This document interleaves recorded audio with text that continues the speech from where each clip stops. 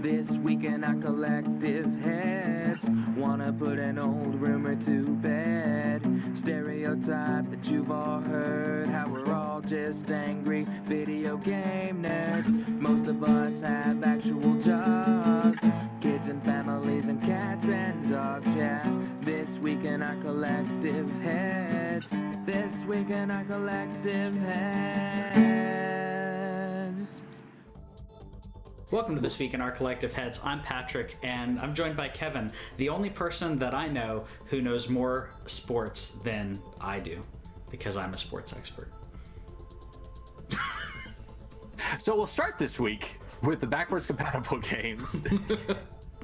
Yeah, we got Overlord, which I know, right? I'm the worst. Overlord and Overlord 2, which I played a little bit of. I liked the concept of, because you get to play the evil big bad guy, and you know that's really so fun. is it like a medieval? What's that one where you take over Panama? You know the game I'm talking about? There's a series. It's like 5 or 6 games, and it's like you basically play as a dictator. Oh, like that. If it was like medieval, and you got to and you had a bunch of minions that you got to control. Okay. And got to do stuff, as you can see here. That actually sounds pretty fun. Yeah, it's fun. It's interesting. I didn't think it didn't keep me entertained, but it's a very unique concept. I mean, you don't have a lot of games. First of all, you don't have a lot of games where you get to play the bad guy, and to have a game where you get to play the bad guy and you get to play an over-the-top evil overlord with minions is really cool. I'd like a James Bond-esque spy game where you get to play like the evil bad guy. That'd be fun. That would be entertaining. Yeah. But I mean, I need an Alpha Protocol sequel before I get that, because that was a great game that nobody got to play. But speaking of things that nobody gets to play because it's being delayed, I know Code Vein has been delayed till 2019. Womp womp. And I think you and I were discussing, this is one of the rare occasions where we're a little disappointed that a game is being delayed, but again, if you delay it and you make it a better polished game, better experience, then I'm fine with it. I'm also tired of day one patches that if you don't install, the game doesn't even work. That's crap. Yeah. I mean, we need to get back to a time where games are actually finished, before they're released. And if it takes delaying a game to do that, I'm completely fine with it. It's kind of sad, but this is one that I've kind of backed off as far as like checking things out. Like I've reached a point I know enough. I will keep reporting on the news, but I don't really need to see anything else to sell me on this game. I mean, it's vampires and Soulsian combat, and it looks a lot smoother and quicker than the Surge. I know that you've been playing that some. Yeah. But the combat just looks a lot more fluid to me. Yeah, the Surge, that might be by design, but it's probably by design. The Surge the Surge is slow. You get some quicker enemies, but the Surge is a lot slower than like how Bloodborne's quicker and more aggressive than Dark Souls. I feel like this game is more defensive than Dark Souls. And I did take down my first boss in the Surge, which in the demo, like, it stops right when the boss comes in. Yeah. So I was really happy to take on the boss, which is it's almost like a puzzle instead of a boss fight, because straight up injuring the boss doesn't really, you can't really just straight up injure the boss. You have to get him to injure himself, and then you can go in and like actually do some damage. Yeah. I like that concept. I thought it was unique. I haven't hit the second boss yet, so I don't know if that's something that carries over, where it has these unique puzzle, almost Zelda-like aspects, where you can't just go in and mash it and hit them. That doesn't do it. But you have to find a unique way to take down each boss.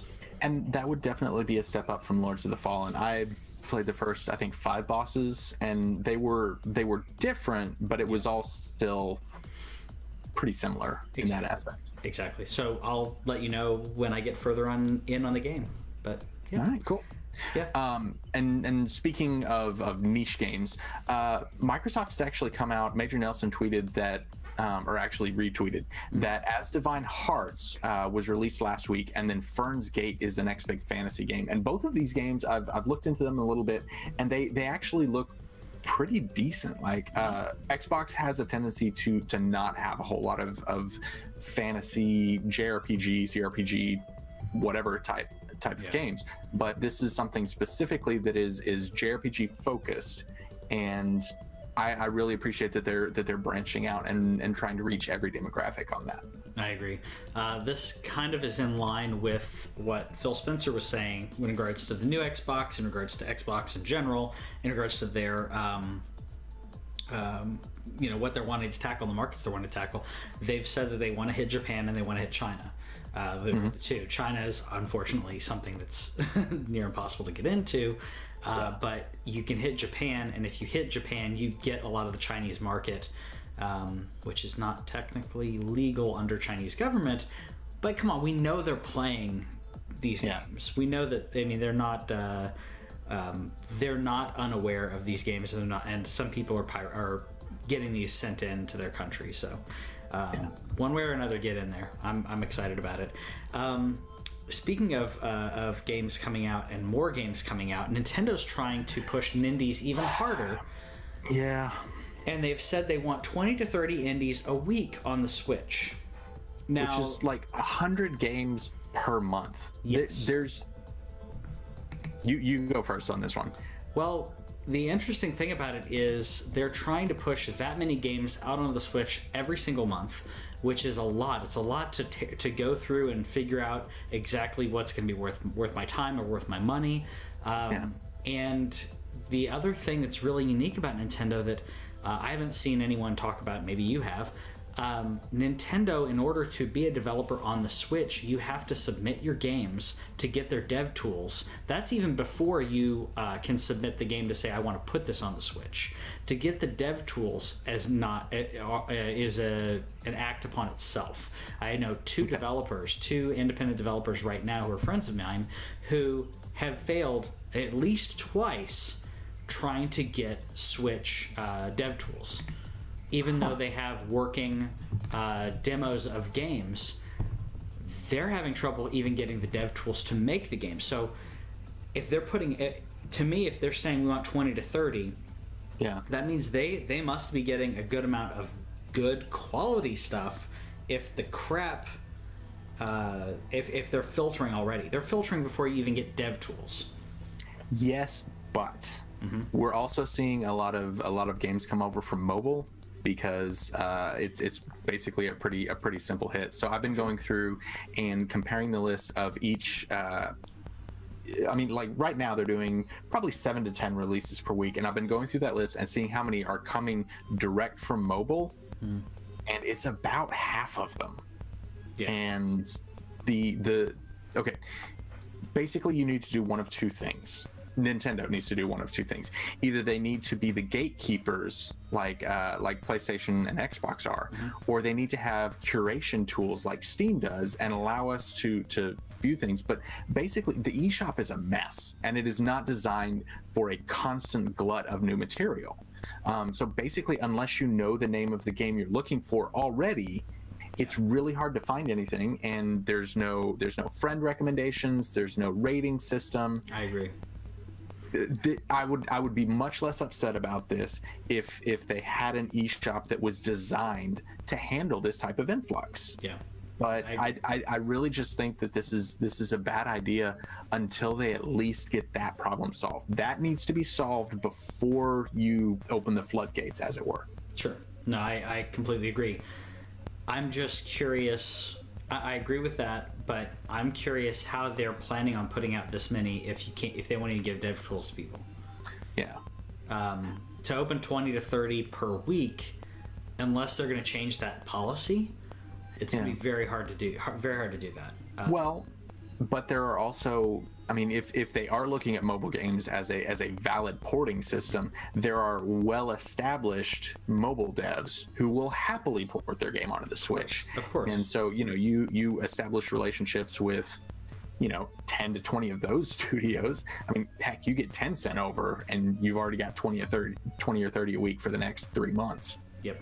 So, it's not a world I want to live in, though. I like my Switch. I like Switch games. I don't want to play that mobile crap.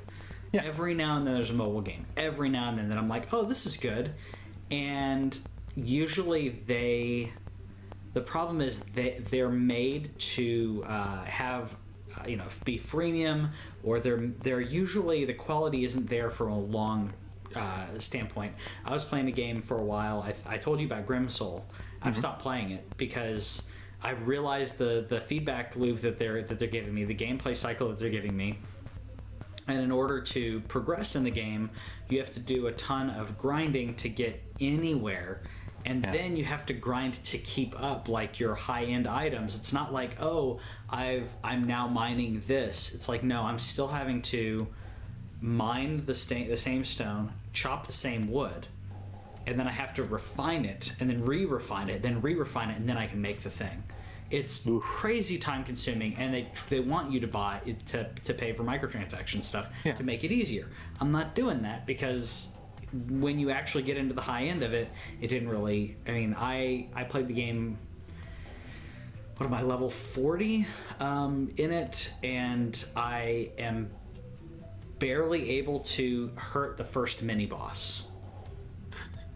That doesn't make any sense. Like, I'm like, this is how far I've been pushing myself to do nothing. So I don't want that crap on the Switch. Agreed. Yeah. In other news, though, Remnant from the Ashes is coming out in 2019. Yes, this was honestly the first that I'd seen of this game. It was announced this past week, and I'm interested. Like this, I don't play a whole lot of shooters, but I like the Gears of War is probably one of my favorite straight up first person shooter series. Third person. That is cover. Oh, third person. Yeah, you're right. But yeah, like the whole giant monsters thing is appealing. I like that aspect of it. And so this one looks like something that I will definitely be at the very least checking out, and I have high hopes for it. So I just wanted to share it with all you guys and know what you think. Yeah, I agree. I like third person because this is. Now, the gameplay in this seems almost like a more action version of Resident Evil 4. I'd have to see more of it to really dig in there, but I like the monsters aspect of it. I like the environments. I'm curious about it, and it's one... When at first I saw it, it reminded me of Gears meets Resistance. And Resistance was a game series that I wanted to get into, and it never hooked me. Like, I bought the first two and tried playing them, but it didn't hook me like Gears. Gears I would continue to push through, and because I wanted more story, because there were you'd have these just amazing, breathtaking moments where like a giant monster would like pop through the earth, and you're like, how are you going to kill this thing? One of my favorite things that happens somewhat consistently in Gears is like some absolutely massive like monster will go past and not even notice you, and you're just like, oh my goodness, we are the bugs here. I hope that thing doesn't come at us, and like that's just fun. Yeah, I also like the aspect that if you haven't played the Gears games, then you probably don't know. First of all, it's not Earth, and second of all, they didn't come from space. The creatures have been underground the whole time. Yep. So we are the bugs. We went there. We're doing stuff on their like crust of their planet. So we would be like some type of like skin infection? Yeah, I think so. Okay. Yeah, like so every now and then we get a little bit deep, but we don't get into organs. Yeah, basically. Right. Yeah, skin infection. So Gears of War, we are the mosquitoes. Basically. Good news in regards to, I guess, the fight against microtransactions and all kinds of horrible loot box aspects of gaming. Netherlands and Belgium are putting laws are taking effect to stop loot boxes and from being like basically sold and traded. Correct? Yeah. So it's there was a patch for CS:GO that came out, and basically this patch, if your IP is in the Netherlands or Belgium, it removes your ability to open loot boxes, which is bizarre. You still earn them, so I guess they're like preparing for maybe if someday this gets like reversed. Yeah. But it was a very interesting thing, and it'll be. I think it'll be good to see like how different countries handle this, because it's being tackled on a lot of different fronts in a lot of different ways. Different countries are taking different approaches to it. Personally, my favorite is Japan's, where it's allowed, but you have to display the actual stats and the actual probability of getting various things. Yeah, which I think is great. Transparency involved is important, because then you can look and say, okay, how likely am I to do X, Y, and Z? Is it worth it? I think transparency and personally, I don't like loot boxes unless they can be earned at a decent clip in the game, and I don't want it to be pay for play. Those are the important things for me. But at the same time, if you're there are people who will pay that money to win. That's going to be a small amount of people. But you have the same thing in Magic the Gathering and other examples where someone will put in enough money to get their items. But at the same time, I personally would rather, like, I equate it a lot to Magic the Gathering because basically Magic was one of the first companies to do the booster kind of thing where it's randomized. Even then, you don't know exactly what you're going to get, but you know you're going to get at least this much of this and this much of this. But at the same time, I could go buy, instead of buying 30 packs, I could just go buy the one card that I want. I'd rather have that because the market will adjust itself where, okay, if you really want to have this and this, then go buy it. The problem is you have people who are trying to create like lottery systems like the CSGO lottery and everything. It's crap. I'd rather be completely transparent one way or another. I think Hearthstone's done a really good job of this. I mean, you basically, you know the odds thanks to Japan, and you can't pay. You earn a decent amount of cards in the game.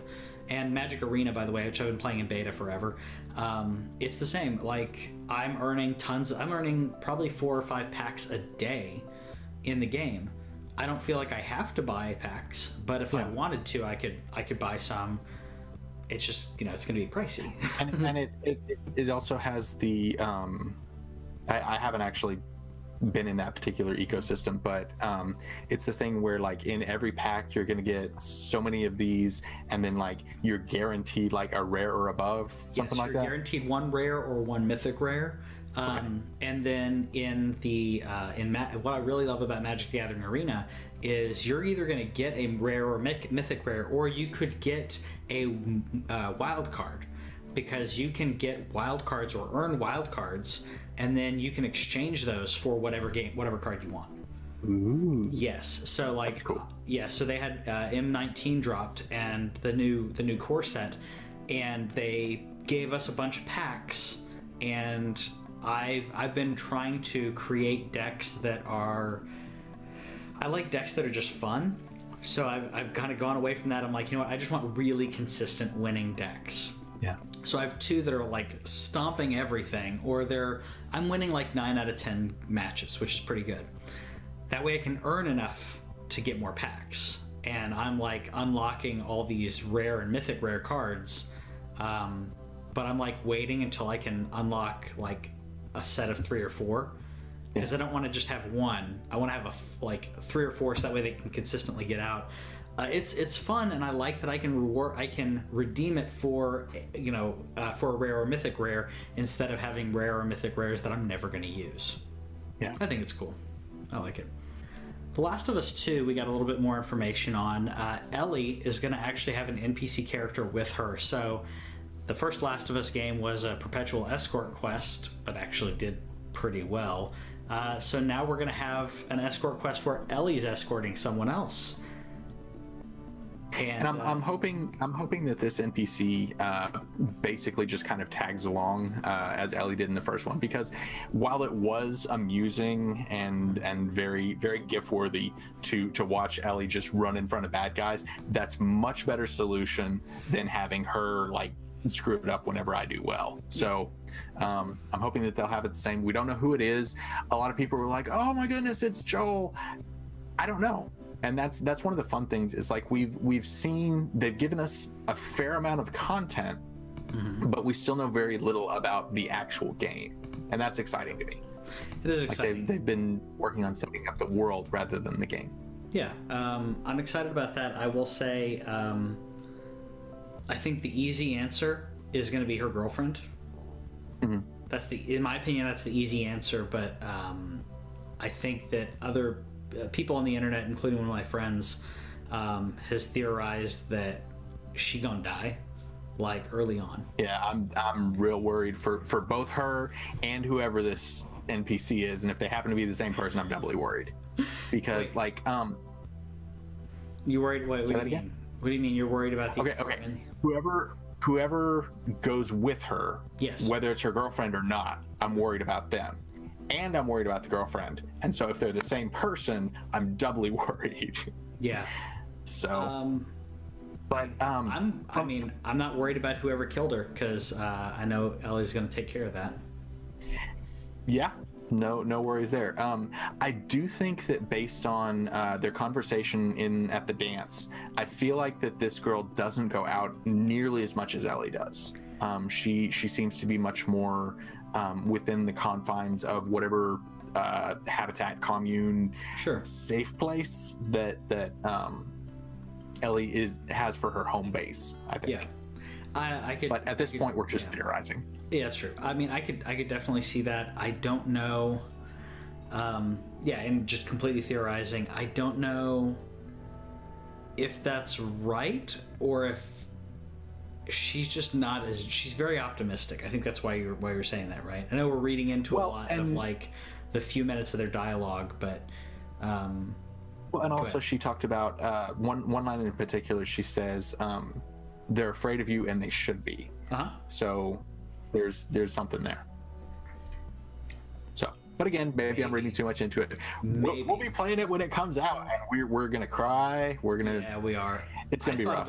I thought of it as like an empowering kind of thing, as opposed to like oh, you're this amazing badass. Because I don't think she doesn't. I mean, well, maybe her girlfriend knows more about her than the other people, and that's why she says that.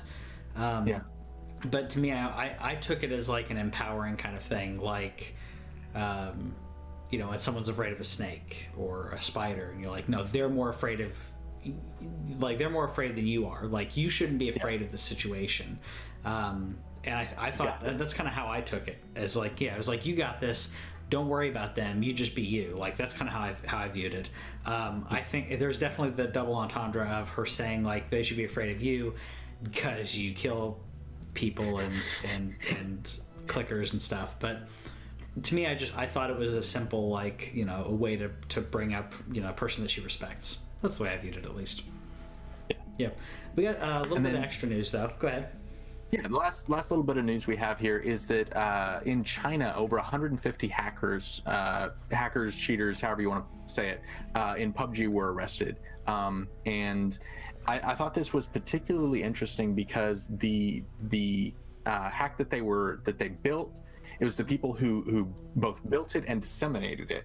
And at least one version of it actually had a Trojan within it that would send back statistics, information, keyloggers, what have you, to the people who were running it. And so this was not just a case of oh, look, they got some of the people who are messing with the game, but these are people who are actually using the game to create a monetary advantage for themselves. Correct. And so I thought that was worth calling out as a distinct and separate situation. And I applaud China for their diligence in taking care of this. Any public multiplayer games like this, they need to be cracked down on in this way. And this is even worse than the normal bots in like an MMO or anything like that, I mean, you're talking about not only cheating the game, but also taking, information for like keylogging is like, that's no joke. So I'm really glad they're cracking down on it, and I know that every company is being cognizant of this when it comes to multiplayer games. We don't see it a lot in regards to hacks of multiplayer games that actually work anymore.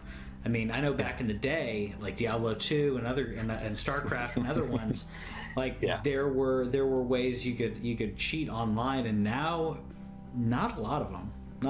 So it's progress. It's progress, at least. Yeah. and I think that there was also a case to be made for if people are working to hack, to mod, to cheat in a multiplayer game versus people that like modded Skyrim to fix Bethesda's games after they come out. Like there's so many different categories, and this to me is the lowest rung, is the people who use a game and use a cheat to get people to download their stuff and then attack those people individually without their knowledge. Exactly. And so I was really happy to see this news. Exactly. Anyways, let us know in the comments what you think about that. Who you think Ellie's NPC follower is. Is it a dog? Oh, good God. Please don't let it be a dog. I would like that.